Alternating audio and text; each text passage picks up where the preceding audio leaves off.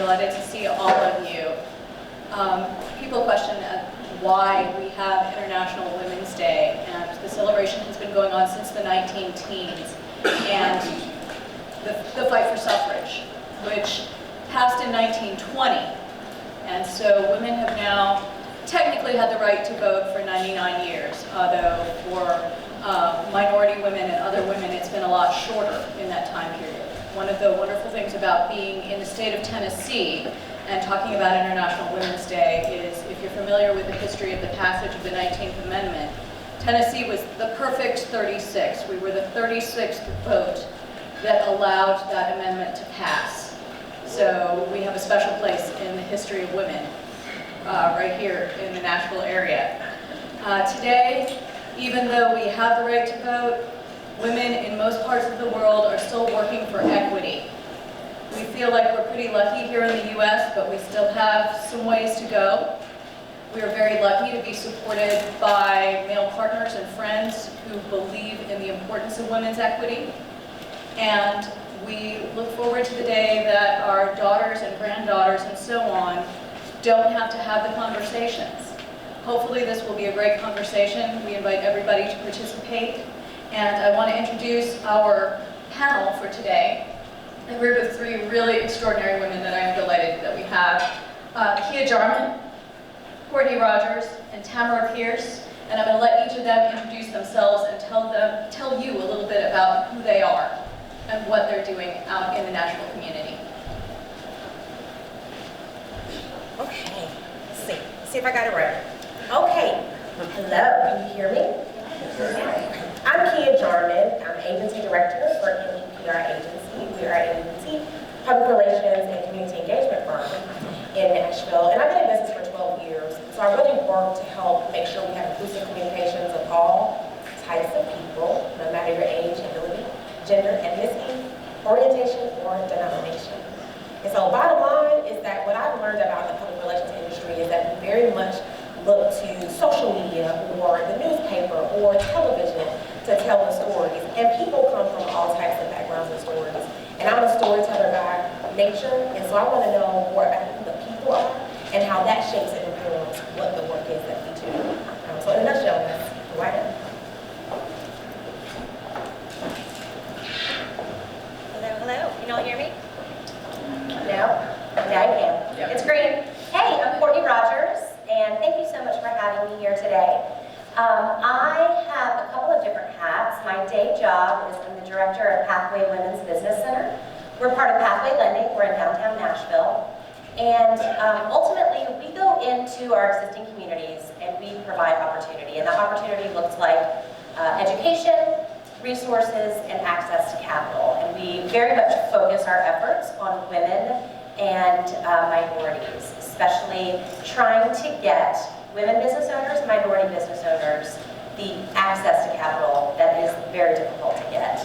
I also started, we're in our 5th year, my side hustle, I like to call it, a social enterprise company called Girls to the Moon. And I started that with my 2 best friends. Now there are 5 of us, 5 women. Kia has actually come and spoken for us. But we put on an event every year, it's every fall, and it's for girls 10 to 14. It's that middle school age that is really, really difficult for everyone, but especially girls, and then especially girls of color, and maybe of humans who do not identify as a certain gender. So we talk about loving yourself, being kind, being inclusive, STEM, coding, robotics, finances, all of the things that young girls need to know. So I've got Girls to the Moon on one hand, and I've got Pathway Women's Business Center on the other, and it's a nice full circle of trying to really empower the younger generation and then ultimately help women and minority business owners succeed here in the state of Tennessee. My name is same thing. Sorry about that. My name is Tamara Fields Parsons. I am the president and CEO of the Tennessee Center for Performance Excellence. I've been in that position since June, so I'm relatively new in that position. It's my first time being a CEO. However, I was a volunteer, part of the volunteer workforce for the TNCPE for about 15 years prior to that, and a number of folks from BGT have also served in that role as an examiner. So I'm sure there's a one or two faces that already look familiar to me. Prior to that, 17 years as Vice President for Quality for a healthcare system in Northeast Tennessee and Southwest Virginia. And prior to that, I was a analyst for Citibank. So I feel like my career path is very boring compared to yours. The interesting thing that we do at TNCPE, which is a small part of my career at this point, but it'll probably be the rest of it, at least as far as employment, is that we are a nonprofit organization as well. We are the state-based Baldrige program. If you're not familiar with that, Baldrige National Quality Award is a standard set in 1988 for any business, small business, government, service, healthcare, education, and we support the organizations that want to adopt that to get better. So in a nutshell, that's what I do.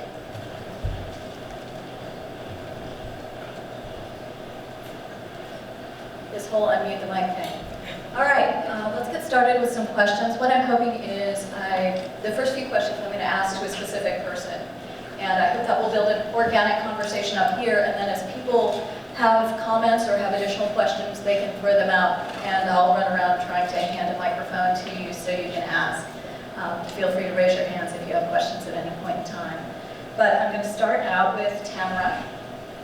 And the question is, what specific actions do you see local and national companies performing to attract more talented women, address the pay gap, and actually support women in leadership positions? That's a good question, and I've seen a lot in my years of, I've been in the workforce for a long time. And I think to directly answer your question, I believe it started with, and understand, this is 20 years old probably, but still very much a need, understanding the need for flexibility and balancing work and life, and the fact that that might look different to different people. I have learned over the years that sometimes that means having Family Medical Leave Act put in place, and interpreting that and implementing it appropriately wasn't enough just to have the act in place. So. But that's not, I think that was a really good start, but it's also supporting women when they want to take on maybe a divergent career. Maybe it is going back and achieving different types of training.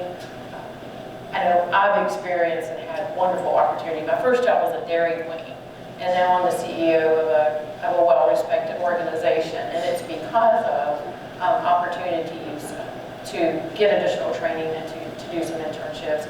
But honestly, I guess at my age, it all started with recognizing the fact that I can be a force in the workforce and at the same time have 2 children and raise them.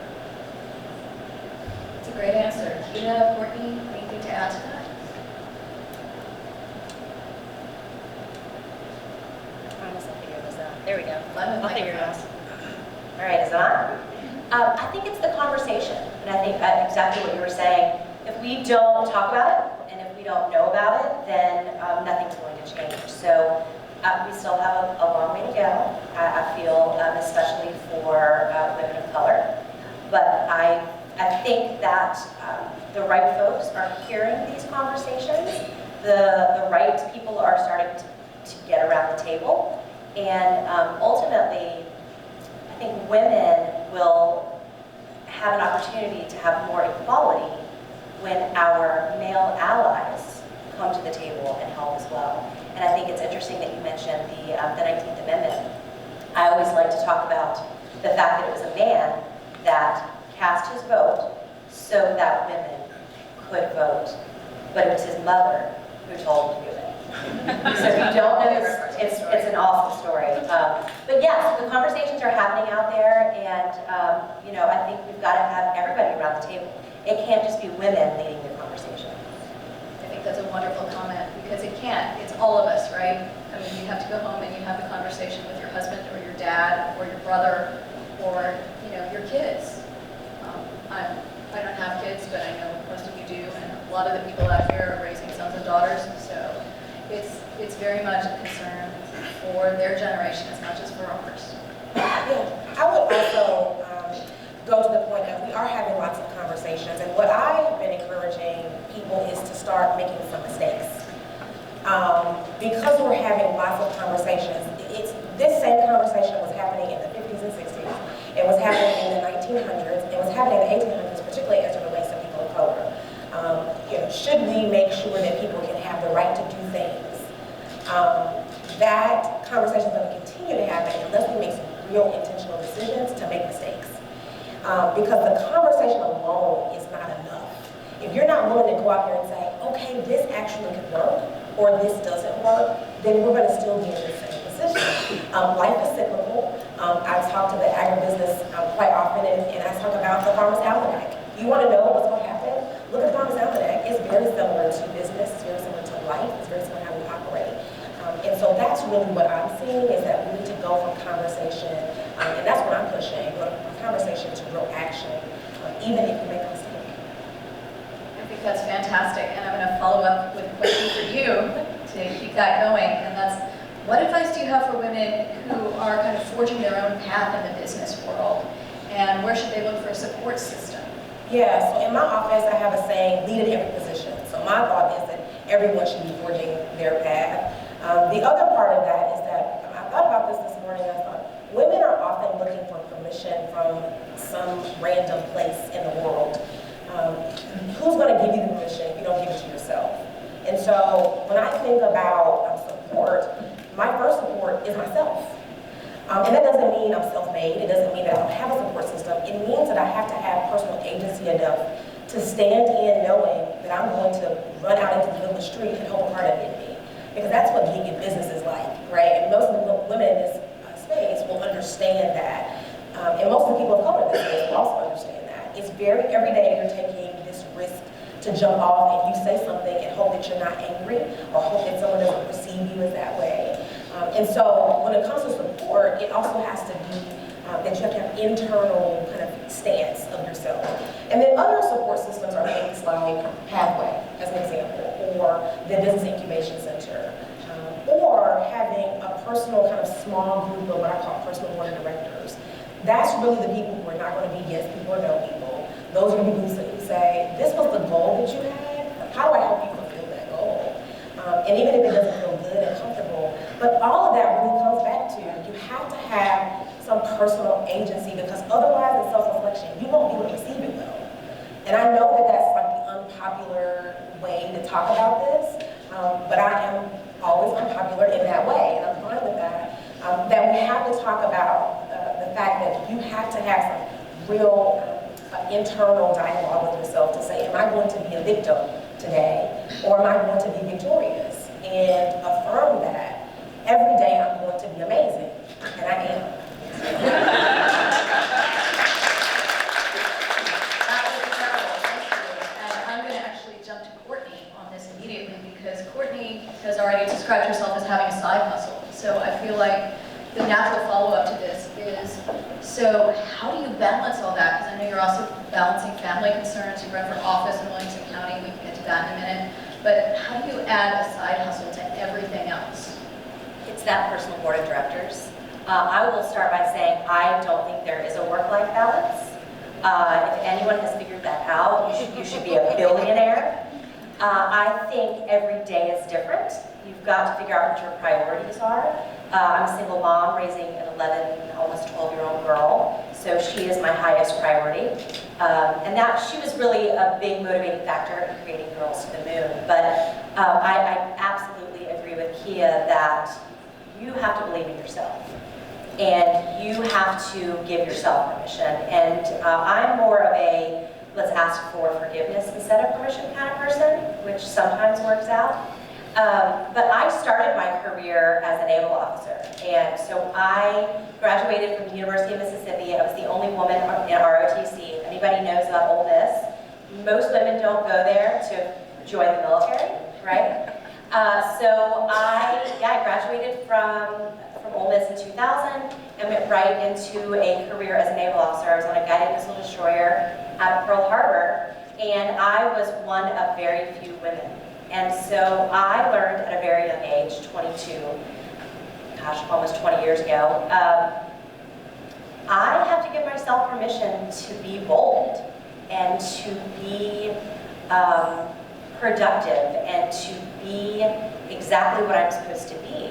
And that doesn't mean that you have to be the one that's the loudest or the the one that talks the most in the room. But it definitely comes down to self-reflection, realizing what you want to do, and realizing you can't do it all at the same time unless you don't sleep. I love to sleep. So I need my 8 hours, or really you don't want to be around me. So I guess maybe if you just only need a few hours of sleep, you could probably do a lot more. But that personal board of directors, it happens to be my best friends that I started Girls to the Moon with, so it works out. We spend a lot of time together, but we're really honest with each other. So I just started this job at Pathway in August. It's a very big, amazing, wonderful, impactful job, but I'm very busy. And I just had a heart-to-heart conversation with them and said, y'all, I am not going to be able to lift as much this year for our event that's in the fall. And they all looked at me and said, oh yeah, we already do that. When I ran for office in 2016, same thing. I had to really step back. We brought in another woman. I'm more of the ops person. She picked up the ops roles, and we all have our seasons. We are all honest with each other. I have to say I have an incredible family. I have an incredible partner. And so, but it comes down to what's important. And you gotta pick and choose. And and it's gonna change. Right now, this is, where I am at this point in my life, but who knows what'll happen when my daughter gets a little bit older. So I think it's just being honest with yourself, and don't have your personal board of directors be people that just say you're awesome all the time. We are all awesome all the time, but sometimes it's when your best friend looks at you and says, yeah, you're really screwing up, that you're like, you're right, and you listen to them, and then you can have that self-reflection. Tamara, do you have something to add to that? I know you do. I'm watching your face. Well, I was just really, really intrigued by your answers, and I agree with everything that you said. For me, and I'll be honest, I don't think I even remember the question at this point because I was so wrapped up. It was like you were saying, but I think it was advice to someone that kind of wanted to forge their path going forward. And at least for me, I completely agree with everything you've said. I kind of had to look at myself. I heard you reference like you're your own cheerleader, you're your own advisor. I'm also my own customer, right? So everything we do, whether we're not-for-profit or for-profit, no matter what our role is, we have a customer, if you interpret that word loosely. And so I had to remember, what do you want, Tamara? What do you need? What's it going to take to get there? And then really, in my mind, I'm not into stereotypes. I'm very anti-stereotype. I think it's unfortunate that our world tends to fall into that. But I just stepped forward with, let me demonstrate what I'm going to do so that whoever I need either that literal or figurative permission from sees it, and I just keep going until they tell me I can't. And then I'll have the conversation, and I'll be equipped enough and confident enough to be able to say, but here's why we both need. You've always got to find a common. There's always going to be a what's in it for me for everybody. But once I know what mine is, and I'm determined, and I've checked my motivations, and I know it's the right way to go, then I'm just going to do it. And as I do whatever I'm doing, I'm building up evidence or proof, and I'm demonstrating. And that way, it's less antagonistic, and I'm not asking anyone to do anything. I'm just showing them that it's the right thing to do, whether I'm female or not. And so that's what was going through my mind when I was listening to you all. And one of the things I love about what all of you are saying is that it's applicable to everyone. Equity looks like everybody making it, not, hey, we're concerned about women today, and we are, but the bigger picture is that equity is everyone. And so I'm going to shift gears slightly and go to something that Courtney said a little bit earlier. And the reason for that is a lot of the developers that we have working here actually volunteer for programs in the high schools, helping kids learn to code and things like that. So what I'm going to do is turn to Courtney to start and say, what do you see being done in education to encourage girls especially towards STEM and STEAM programs? We hear those words thrown out a lot, but they really are very relevant right now. And how do we support them? And how do we support the younger generations in getting the education that they need? I think that it starts first with us realizing that really anybody can do anything, right? Growing up, I heard, boys are better at math,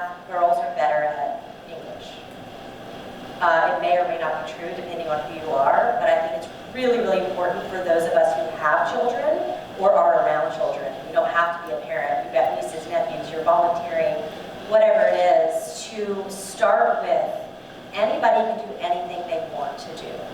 And when you tell a child that, they believe you, right? They haven't, especially the younger children, they haven't seen that yet. My daughter is in 5th grade, and she hears it all the time. You know, she hears boys saying, well, yeah, only boys can be superheroes. She's like, are we really going to have this conversation? You know, and she is my child. But I think as far as schools go, you know, the public education system in the state of Tennessee is highly regulated. Everyone, you know, there's choices. You've got public, private school, homeschool, whatever it is. I do think the conversation is happening, specifically trying to get more young girls involved with STEM and STEAM. So STEM is science, technology, engineering, math. STEAM, add A for art, which I think STEAM is the absolute way to go. The artistic aspect of that is just very, very well-rounded. But I think we as adults have to set the example. So I, before being at Pathway, spent some time doing business development for a technology company here in Nashville, and you know, I was normally one of the only women around the table. Not a coder, don't want to be a coder, know enough to be dangerous, but I had to figure out how to speak the language when I was talking to the client. And I just kept thinking, why are there not more women coders? And it's because it still goes back to that, you know, boys are good at math, girls are good at English.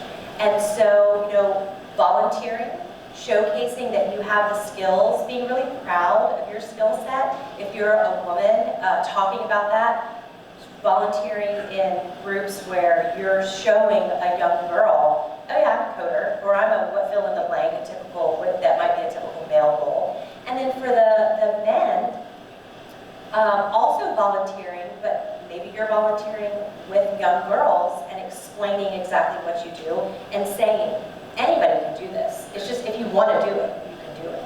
So I think it's just very important to be honest with ourselves. Also, once you're in a company and you're making decisions on who's doing the hiring and all of that, I mean, it is imperative that you make an effort to hire people to make a more diverse workplace. And diverse does not just mean the color of your skin.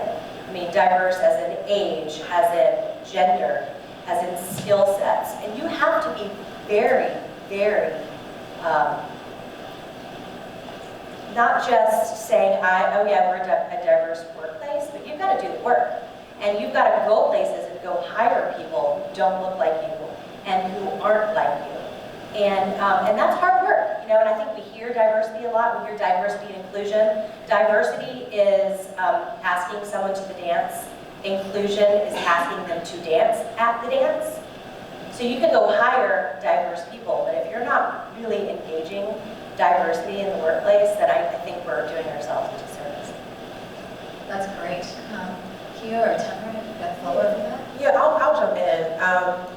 So I co-founded an organization called Black in Tech Nashville, and I've stepped back from that role, but what that organization really was to do was to ensure that traditional technologists and also social interest technologists were able to have a pathway ecosystem, particularly those of color.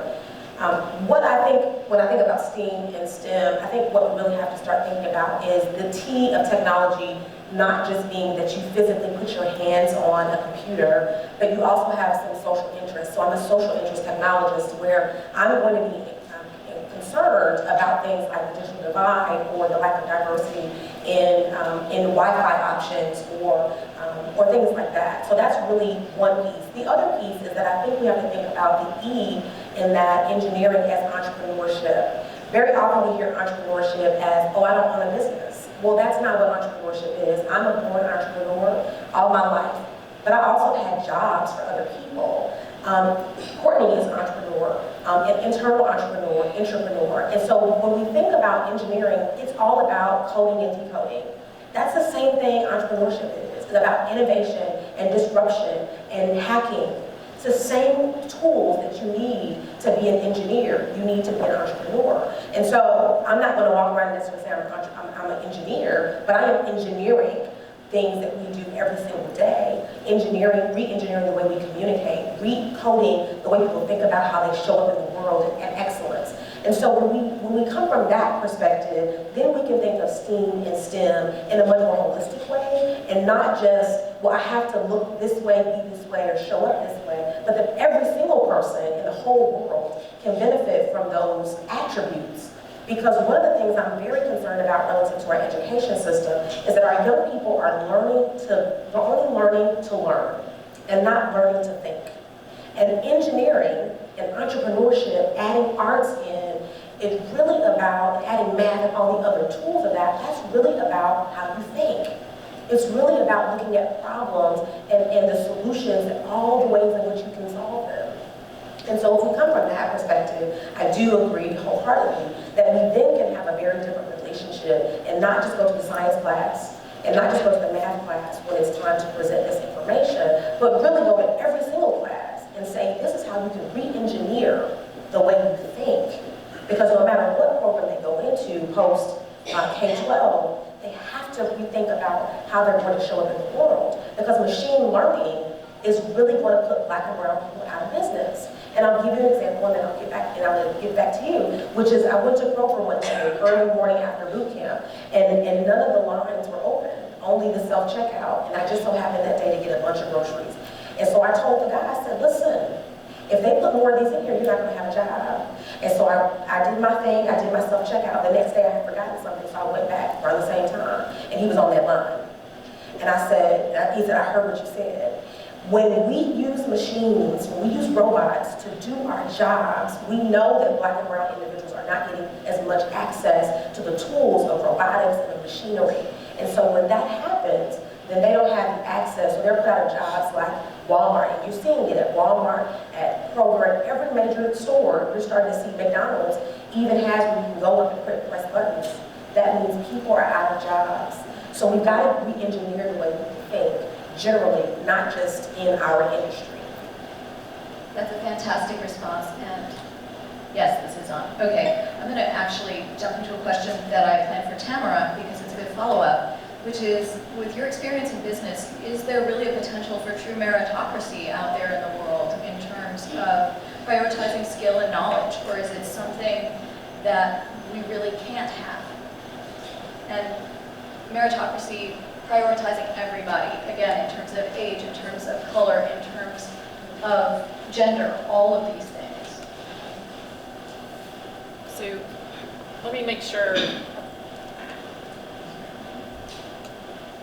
I'm not sure what flashy red means.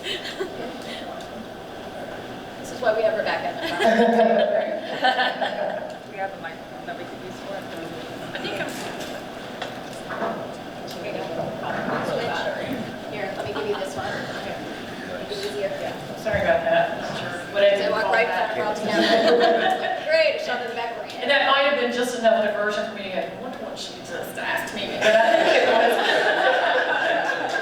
I've been ADD all my life, and I've used it to my benefit. I truly believe that, except for in moments like this.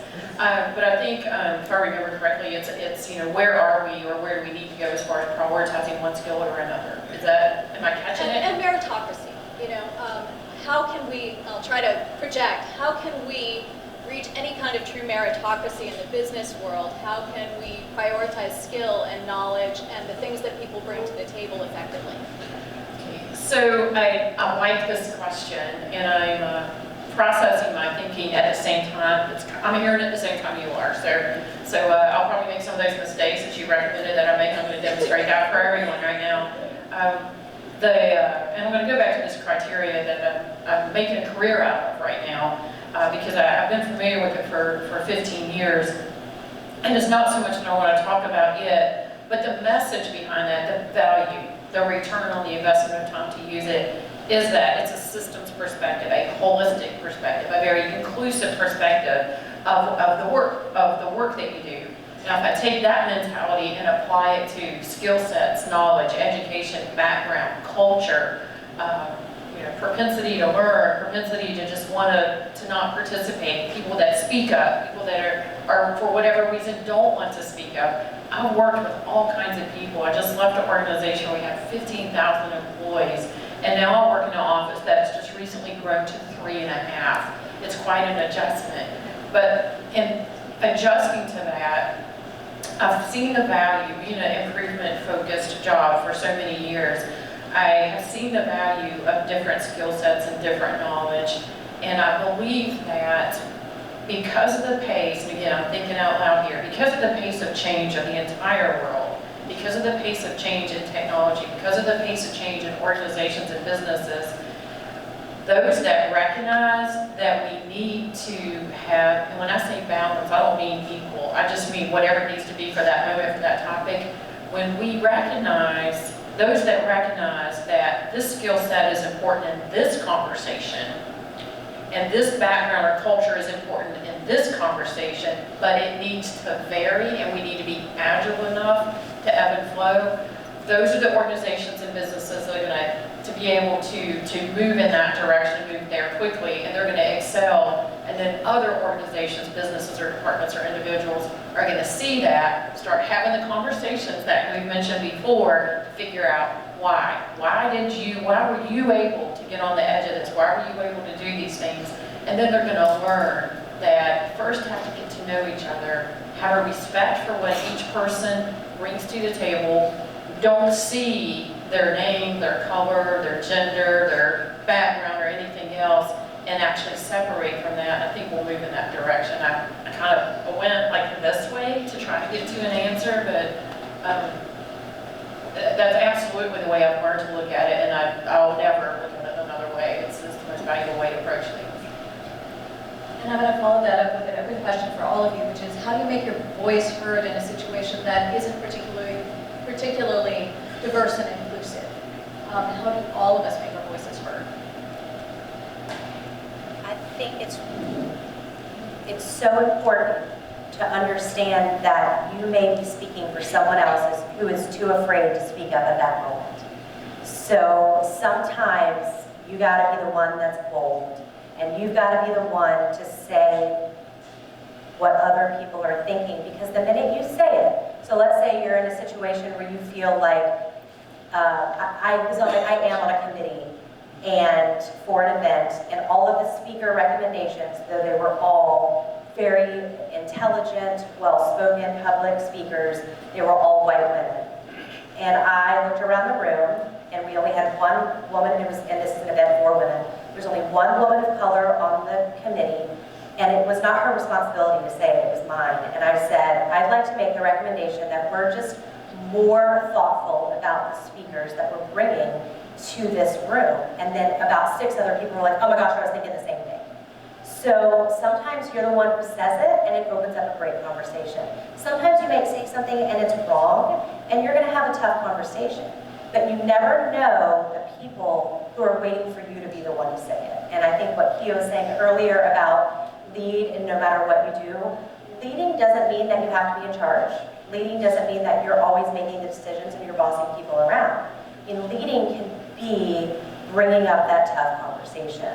And Stephanie mentioned earlier, I ran for office in 2016 here in Williamson County, and that was something that I just got super involved with local politics, specifically with the school system here in Williamson County, and I just got sick of complaining. And so I ran for office, and I got annihilated. I didn't even get 30% of the vote. And I didn't care. I didn't care that I didn't win, because what I did was I started the path. It was myself and one other woman who ran here. And then in 2018, 19 people ran for office, and 16 of those 19 were women. So someone's got to be the first one to say something. And I feel like, if it's not you, it's not, and it's okay if it's not you, but maybe you're the second person to weigh in and validate that first person's initial feeling. Yeah. So I recently spoke about the invisibility of diversity, and what that looks like very often is we have days like today, which is important, right? Women's History Day is really important to us, but we also have other days we celebrate and months we celebrate, like Pride Month, which we very much celebrate in our office and things like that. But we often do those things to get away from saying, Black. We're going to support Black people, okay? That's challenging for most environments, and I realize that. But it's not okay to say, let's just do women so we can still be diverse. Okay, the Latinos, let's do them, yep, so we can still be diverse. Let's do LGBT community, yes, that's a great way to be diverse. But above all, when I walk into a room, I don't walk in as a woman in most spaces. I walk in as a Black person. That's what you see first. You're not, unless you are, and that's okay, but none of you are colorblind. And if you are, you still see me as a shade of a darker complexion. And that's okay, and that's to be celebrated. That's the strength that I bring to the room. Because I have a very different experience and background, and that's how we make sure. And so the voices will never be heard unless we really say, are we trying to do this to appease our comfortability? Or are we trying to do this, are we really interested in being equitable? And so to dig into diversity, inclusion, and equity, diversity is really an acknowledgement. You know, hey, I see you, thanks, I appreciate that. And then inclusion is, I see the strength of you, and I want to put some effort in programming behind that being important to our community and what we're doing as a culture and a workplace or what have you. But then equity is really the challenge for most organizations and people, because what it says is we're going to prioritize one over another. And that's not going to be fair, and you're going to have to get over it. And what that's usually going to mean is that in an organization this large, what it's usually going to mean is that we're going to have an auxiliary group of Blacks or African Americans. The reason they're quite very different is that everyone does not subscribe to being African American, because there are other people who are Black, right? We have to understand that. They come from other places in the world. And so that's one. Or we're going to have a group of intentional LGBT group, and we're going to also make sure that we provide scholarships for them to go to the conferences that they need to go to for leadership training. We're going to also make sure a specific pathway for them to be excellent, and it's not going to feel fair to those of you who have the privilege your entire life to just show up. And so until those things happen, all voices won't be important. And that's the very difference between things like all lives matter and Black lives matter. They both matter. But the reason why you have groups or associations like those, and I'm not associated with that group, but I think it's really important that Black and brown and women and LGBT, that those matter. And that's independent of me thinking that someone else's life doesn't matter too. It all does. It's all important. And so until we really come to grips with that and say that out loud and make that intentional, all voices won't matter and all voices won't be important. Because we're using some invisibility matrix, some cape, if you will, to say, see, we have women. That is very true. The microphone is going to be the devil. I think that's very true. I think we are in a stage culturally where a lot of times equity doesn't feel like it's fair, and a lot of people are confused, and confusion brings out all kinds of emotions in us, right? I mean, it can make us very fearful. It can make us very angry. And working through those things and understanding that if you use the fear and anger, then you can come through that and be the kind of person that you need to be. And having negative emotions is something that we can use to our benefit. I think that is something people forget. And I think he has done a wonderful job of bringing that out. And I'm going to kind of follow that up with Tamara here and ask, so with all of this in mind, whoever you are, how do you better negotiate your value in the workplace? That's not just salary, but your place in that world. That's a big question, honestly. And I in thinking about what my answer is and trying to think high speed about what my answer is, I don't know that I've always been intentional about that, to be honest. And I think that probably is the answer, is to be intentional about negotiating your place in the workplace. For me, and like I said, I progressed through my former employer over a number of years. And for me, it wasn't so much deciding what I deserve. I'm doing a half of an air quote there. It's kind of a weak one. But deciding what I deserve and then going after it because I deserve it. But meeting a need that I see in the organization and then demonstrating that I could meet that need.